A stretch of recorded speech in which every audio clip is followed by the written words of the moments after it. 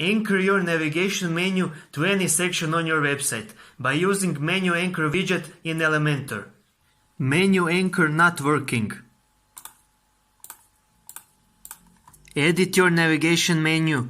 Put hashtag portfolio, hashtag reviews, hashtag facts, hashtag contact under content link.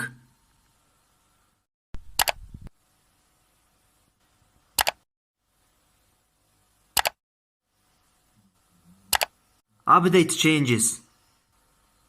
Now edit your homepage with Elementor. Search Menu Anchor widget.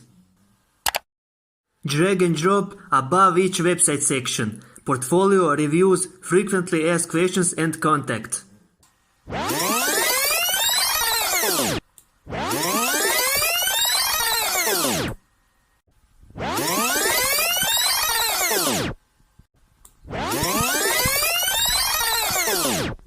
ID of menu anchor needs to be without hashtag. Just portfolio, reviews, facts and contact.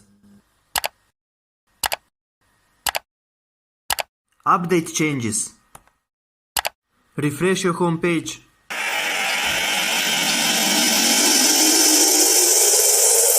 Now try it.